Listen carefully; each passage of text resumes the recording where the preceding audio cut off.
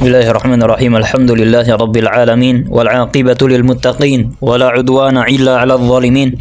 Asyhadu an la ilaha illallah wahdahu la syarika lahu nasirul muwahhidin wa asyhadu anna Muhammadan 'abduhu wa rasuluhu hadzara minal khawarijil mariqin. Wa sallallahu ala nabiyyina Muhammadin wa ala alihi wa ashabihi humatiddin.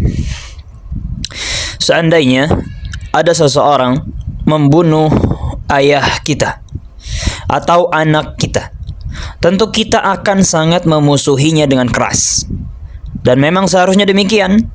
Kita tidak akan rela jika yang membunuh ayah kita itu dipuji atau diangkat kedudukannya atau dijadikan tokoh di majelis atau diberikan penghormatan dan pemuliaan, karena ia sudah menjadi musuh kita sebab dia membunuh ayah kita atau anak kita. Maka bagaimana lagi terhadap musuh Allah dan musuh Rasulnya Sallallahu Alaihi Wasallam, yaitu orang-orang kafir. Maka harus lebih kita memusuhinya lagi. Sesungguhnya setiap orang kafir adalah musuh Allah dan musuh Rasulnya Sallallahu Alaihi Wasallam. Baik ia seorang musyrik dari kalangan Buddha, Yahudi, Konghucu, Nasrani, atau Kristen dan lain sebagainya. Baik kafirnya itu mu'ahad atau harbi. Kafir mu'ahad artinya adalah kafir yang memiliki perjanjian dengan kita untuk tinggal di negeri kita namun bayar jizyah. Maka haram bagi kita untuk membunuhnya. Sebagaimana kata Nabi SAW, "Man qatala mu'ahadan lam yurih raihatal jannah." Barang siapa yang membunuh kafir mu'ahad, maka dia tidak akan mencium wanginya surga. Maka baik kafirnya itu mu'ahad atau harbi, tetap wajib bagi kita untuk memusuhinya. Allah Azza wa Jalla berfirman, "Ya ayyuhalladzina amanu la tattakhidhu aduwwi wa aduwwakum awliya'a tulquna ilaihim bil mawaddah." Wahai orang-orang yang beriman, janganlah kalian menjadikan musuhku dan musuh kalian, yaitu orang-orang kafir, sebagai wali, sebagai penolong, sebagai pembela, sebagai sahabat yang dekat, dan lain sebagainya, yang kalian sampaikan kepada mereka rasa cinta. Jangan sampai kalian menyampaikan rasa cinta kepada mereka. Allah Azza wa Jalla juga berfirman, "Ya ayyuhalladzina amanu la tattakhidhul yahuda wan nasara awliya'a ba'duhum awliya'u ba'd wa may yatawallahum minkum fa innahu minhum innallaha la yahdil qauman zalimin." Wahai orang-orang yang beriman, janganlah kalian menjadikan orang-orang Yahudi dan Nasrani sebagai wali, sebagai sahabat dekat. Sebagian mereka wali bagi yang lainnya. Barang siapa di antara kalian menjadikan mereka sebagai wali, sebagai teman dekat, sebagai penolong, sebagai orang yang dicintai, maka sungguh dia termasuk golongan mereka. Sesungguhnya Allah Azza wa Jalla tidak memberi petunjuk kepada kaum yang zalim. Rasul kita Shallallahu Alaihi Wasallam juga menjelaskan cara menampakkan permusuhan dan kebencian kita kepada orang-orang kafir. Dari hadis Abu Hurairah radhiyallahu an, Nabi SAW bersabda, "La tabda'ul yahuda wan nasara bisalam." Janganlah kalian memulai salam kepada kaum Yahudi dan Nasrani. Diriwayatkan oleh Imam Muslim. Ini semua disebabkan kafirnya dia kepada Allah Azza wa Jal. Karena dia adalah musuh bagi Allah dan musuh bagi Rasulnya Sallallahu Alaihi Wasallam, maka kita pun memusuhinya. Diriwayatkan dari Al-Baihaqi, dari Al-Faruq Umar bin Khattab radhiyallahu an, mengenai sekretaris Nasrani. Ia berkata, "La tukrimuhum idh ahanahumullah wa la tudnuhum idh aqsahumullah wa la ta'taminuhum idh khawwanahumullahu azza wa jal." Jangan kalian memuliakan orang-orang kafir, karena Allah Azza wa Jal telah menghinakan mereka. Jangan kalian dekatkan mereka, karena Allah Azza wa Jalla telah menjauhkan mereka. Dan jangan kalian percayai mereka, karena Allah telah menyatakan mereka sebagai orang-orang yang tidak dapat dipercaya, orang-orang yang khianat. Maka bagaimana lagi dengan selain mereka dari kalangan orang-orang kafir? Sesungguhnya prinsip-prinsip ini telah dijelaskan dengan sangat terang dalam Al-Quran dan Sunnah Rasulullah Sallallahu Alaihi Wasallam, hingga Syekh Al-Allamah Hamd bin Atiq rahimahullah, salah seorang imam dakwah dan ilmu, berkata, "Aktsaru ma takallama al-Qur'anu ba'da ma takallama 'anit tauhid wa diddih ay syirk, takallama 'an aqidatil wala'i wal bara." hal yang paling banyak dibicarakan oleh Al-Quran setelah berbicara tentang tauhid dan lawannya, yaitu syirik, adalah pembahasan tentang aqidah al-wala wal bara. Jadi sebagaimana Al-Quran banyak membicarakan tentang tauhid dan syirik, Al-Quran juga banyak membicarakan tentang al-wala dan bara, yaitu wajibnya bagi kita untuk mencintai ahli tauhid dan wajibnya bagi kita untuk membenci ahli syirik dari kalangan musyrikin atau kafirin dan seterusnya. Dan Abu Al-Wafa bin Aqil rahimahullah berkata, "Idza aradta an ta'rifa al-Islam min ahli zamanin fala tanzur ila izdihamihim 'inda abwabil masajid ay bi kathratil musallin wala ila irtifa'i aswatihim bil labbaik ay fil hajj wal umrah walakin anzur ila muwata'atihim li a'da'i syariah." Jika engkau ingin mengetahui hakikat Islam pada suatu zaman, maka jangan lihat kepada ramainya manusia di pintu-pintu masjid. Ya, ini banyaknya orang yang sholat. Jangan lihat itunya. Dan jangan pula kepada lantangnya suara mereka ketika bertalbiyah, yaitu dalam haji dan umroh. Jangan lihat itunya. Hakikat Islam jangan lihat pada itunya, tetapi lihatlah kepada kesesuaian persetujuan kaum muslimin kepada musuh-musuh syariat. Apakah kaum muslimin membenci musuh-musuh syariat atau malah mereka mendukungnya apabila ingin melihat hakikat Islam pada suatu zaman? Maka apabila yang kita lihat banyak dari kaum muslimin yang malah mendukung, mempercayai, mencintai musuh-musuh Islam, maka hakikat Islam padanya sudah hilang. Karena di antara makna Islam adalah al-bara'atu minasyirki wa ahli. Kita berlepas diri, menjauh, membenci kesyirikan dan para pelakunya. Maka di sini diterangkan bahwasanya bagusnya Islam bukan dilihat dari banyaknya orang yang sholat, banyaknya orang yang bertalbiyah, dan seterusnya. Tapi bagusnya Islam dilihat apakah mereka membenci musuh-musuh Allah ataukah tidak. Apakah mereka menjauhi perayaan-perayaan yang dianut oleh musuh-musuh Islam ataukah tidak? Maka wajib bagi kita untuk mencintai kaum muslimin karena mereka muslim, dan wajib bagi kita untuk membenci orang-orang kafir karena mereka kafir kepada Allah dan Rasulnya. Inilah aqidah al-wala wal bara. Inilah akidah kita. Inilah agama kita. Inilah syariat Rabb kita. Allah Azza wa Jalla berfirman tentang sifat orang-orang yang dicintainya, "Fasawfa ya'tillahu biqaumin yuhibbuhum wa yuhibbunah, adzillatin 'alal mu'minin, a'izzatin 'alal kafirin." Maka Allah Azza wa Jalla kelak akan mendatangkan suatu kaum yang Allah mencintai mereka dan mereka pun mencintai Allah Azza wa Jalla. Dan salah satu sifat kaum yang dicintai oleh Allah Azza wa Jalla adalah mereka berkasih sayang kepada orang-orang mukmin dan bersikap keras kepada orang-orang kafir. Dan Allah Subhanahu wa taala menyebutkan dari sifat orang-orang yang benar keimanannya bahwa mereka membenci orang kafir meskipun itu ayah mereka ataupun anak mereka. Allah Azza wa Jalla berfirman, "La tajidu qauman yu'minuna billahi wal yawmil akhir yuwadduna man haddallaha wa rasulahu walau kanu aba'ahum aw abna'ahum aw ikhwanahum aw ashiratahum." Engkau tidak akan dapati kaum yang beriman kepada Allah dan hari akhir, tapi mereka juga berkasih sayang kepada orang-orang yang menentang Allah dan Rasulnya, meskipun itu ayah mereka, anak mereka, saudara mereka, atau kerabat mereka. Namun perlu diketahui juga, bukanlah makna membenci orang kafir itu maksudnya adalah kita menzalimi mereka yang memiliki perjanjian dengan kaum muslimin, yaitu kafir mu'ahad tadi yang telah dijelaskan, atau membunuh mereka, atau menghalalkan harta mereka. Semua ini adalah perkara yang haram, yaitu menzalimi mereka, membunuh mereka, menghalalkan darah mereka, menjarah harta mereka. Ini hal yang haram. Siapa saja di antara mereka yang masuk ke negeri kaum muslimin dengan jaminan keamanan, memenuhi syarat-syarat di dalam memasuki negeri Indonesia misal, atau seorang muslim masuk ke negeri mereka dengan jaminan keamanan, maka tidak halal bagi seorang muslim untuk menyerang jiwa atau darah dari orang-orang kafir.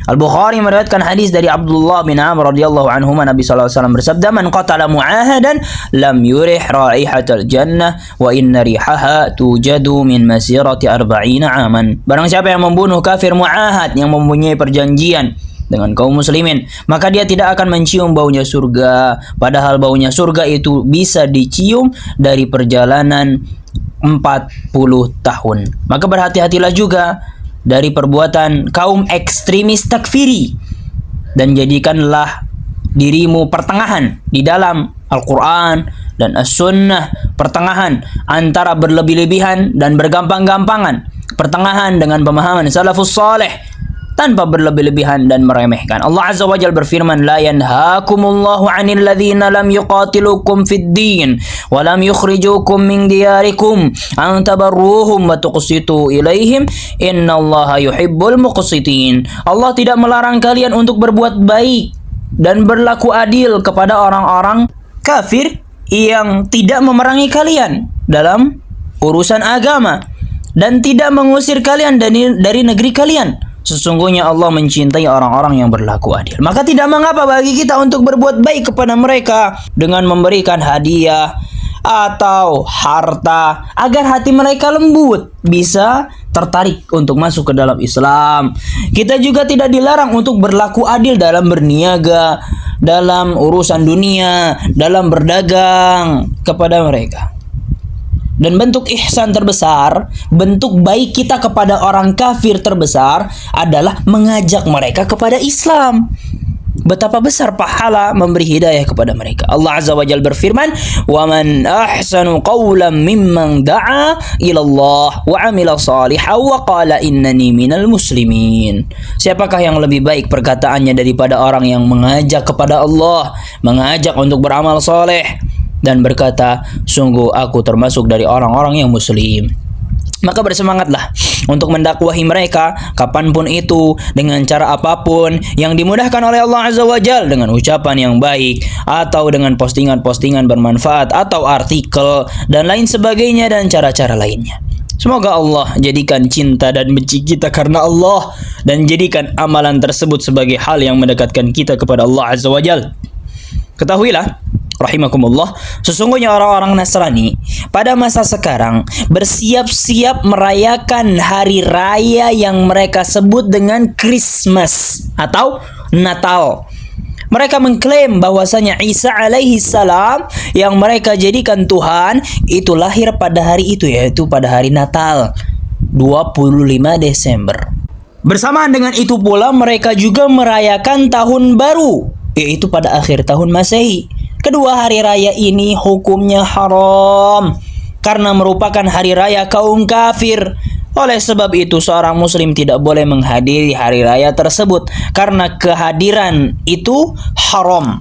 Menghadiri acara-acara atau hari raya mereka yang disebut dengan Christmas, Natal atau New Year, itu hukumnya haram. Allah Azza wa Jalla berfirman, "Walladzina la yashhaduna az-zur."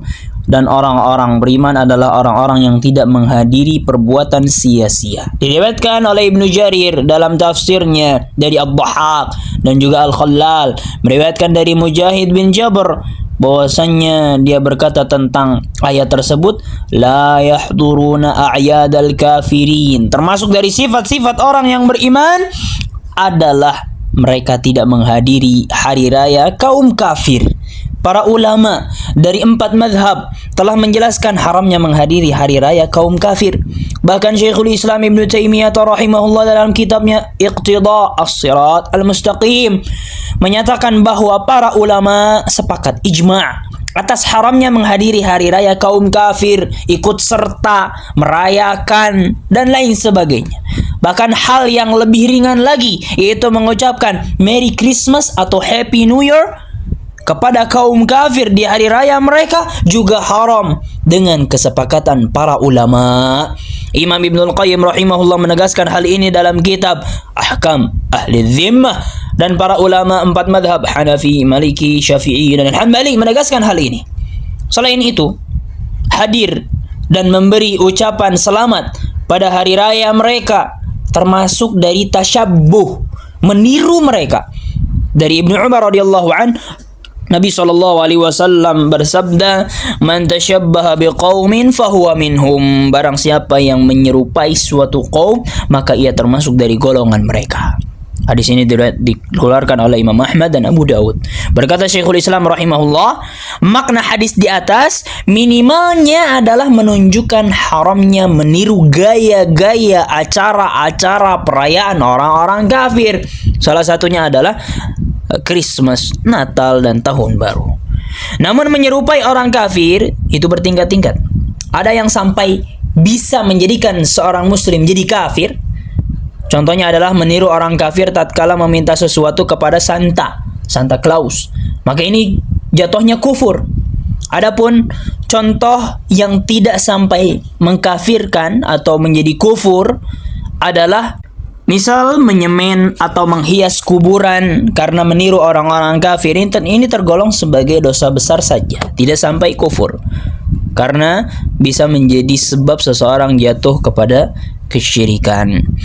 Dan tasyabbuh menyerupai orang kafir juga bisa jadi hanya terhitung sebagai maksiat, tidak dosa besar, tidak sampai kafir. Seperti contohnya apa? Menyerupai orang kafir dengan memotong janggut dan lain sebagainya.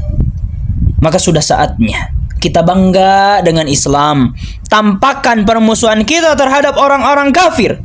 Salah satunya adalah dengan cara tidak menghadiri hari raya mereka, Christmas, Happy New Year, dan lain sebagainya.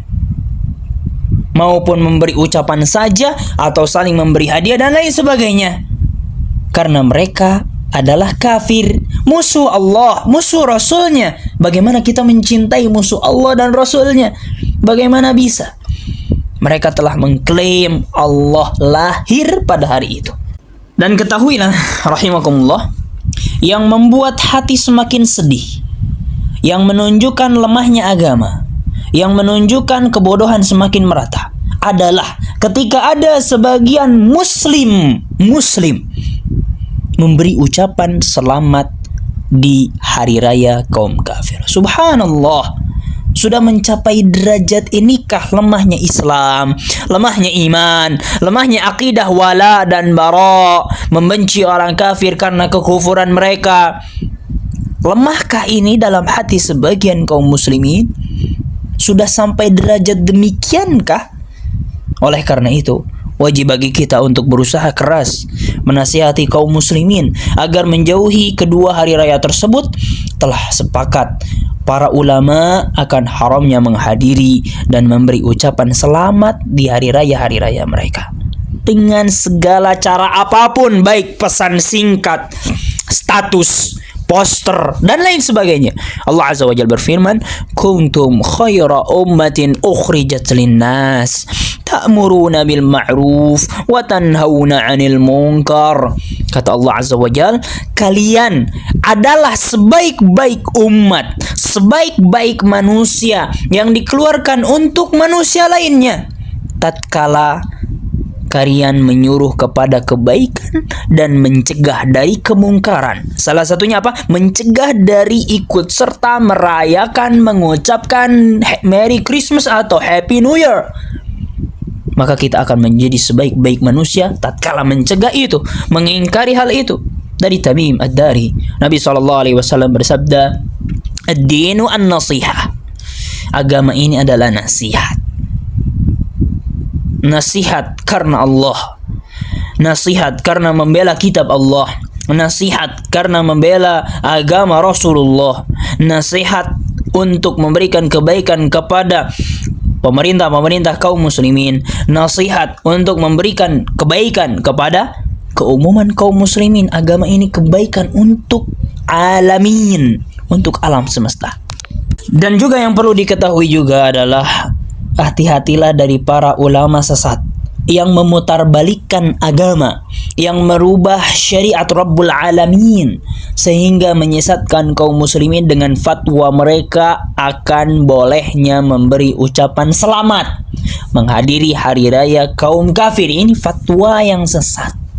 Allah Azza wa Jalla berfirman, inna katsiran minal ahbari waruhbani la ya'kuluna amwalan nasi bil batil wa yasudduna an sabilillah. Sesungguhnya banyak dari ahli kitab dan para rahib yang memakan harta manusia dengan cara yang batil dan mereka menghalangi manusia dari jalan Allah. Dan benar perkataan tabi'in besar Muhammad bin Sirin rahimahullah ketika beliau berkata, "Inna hadzal ilma dinun fanzuru amman ta'khuduna dinakum." Ilmu ini adalah agama, maka perhatikanlah dari siapa kalian mengambil agama. Diriwayatkan oleh Muslim dalam muqaddimahnya. Maka wajib bagi kita mengetahui dari siapa kita mengambil agama, mengambil ilmu. Maka perkataan ambil baiknya, buang buruknya ini salah. Ngaji aja ke siapapun, ambil baiknya, buang buruknya, ini perkataan yang salah. Karena ilmu ini adalah agama. Perhatikan dari siapa kita mengambil agama. Jangan sampai kita menjadikan agama ini hal yang termurah di hati kita sehingga kita mengambilnya dari siapapun tanpa diperiksa terlebih dahulu.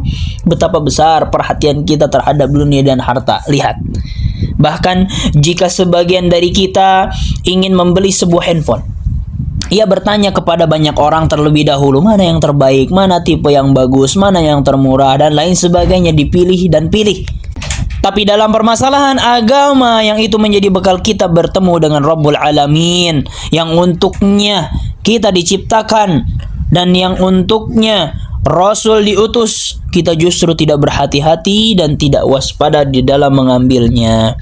Maka semoga Allah Azza wa Jal membesarkan tauhid di hati kita, membesarkan tauhid di hati-hati kaum muslimin, dan menjadikan cinta dan benci kita karena agama, karena Allah, karena tauhid, karena sunnah.